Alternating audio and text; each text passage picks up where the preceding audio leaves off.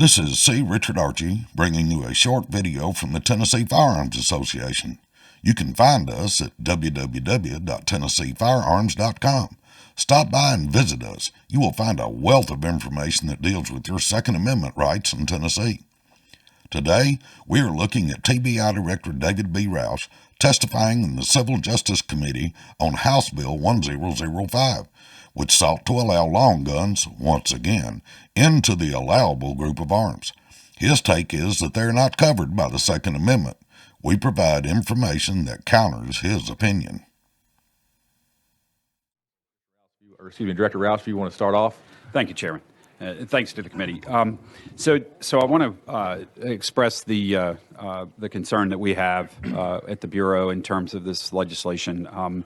We do oppose the legislation in some very specific parts in terms of changing the terminology from handgun to firearm. And the reasoning behind that. So our concerns are evidence from other states that have done this. And what we have seen in these other states is the challenge, and we look at places like Texas and Ohio, where individuals are allowed to carry whatever they choose to carry in public. And when they do...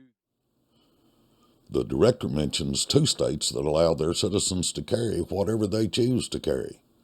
Make no mistake, that number is not 2. It is 42 that allow the carry of long guns as a right. 4 more that insist on a permit to do so, and the last set of 4, to which we belong, along with New York and New Jersey, consider you a criminal if you carry a long gun. The free states are represented in green, the ones that consider that right a crime in red. Director of the TBI, David Rausch, should read the entire Heller case if he wants to talk about court rulings and their application to the Second Amendment. He says the rulings give him guidance. Perhaps he just missed the following sites in Heller. In the colonial and Revolutionary War era, small arms weapons used by militiamen and weapons used in defense of person and home were one and the same.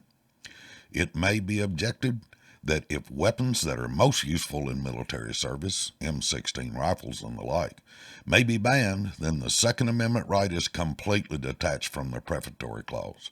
But, as we have said, the conception of the militia at the time of the Second Amendment's ratification was the body of all citizens capable of military service, who would bring the sorts of lawful weapons that they possessed at home to militia duty. It may well be true today that a militia, to be as effective as militias in the 18th century, would require sophisticated arms that are highly unusual in society at large. Some have made the argument, bordering on the frivolous, that only those arms in existence in the 18th century are protected by the Second Amendment. We do not interpret constitutional rights that way. Just as the First Amendment protects modern forms of communication and the Fourth Amendment applies to modern forms of search, the Second Amendment extends prima facie to all instruments that constitute bearable arms, even those that were not in existence at the time of the founding.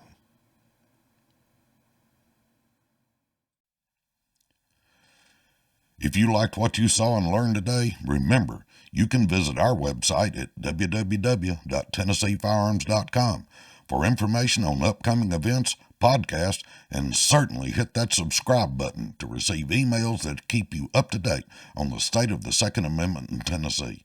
Until next time, this is C. Richard Archie wishing you a good day.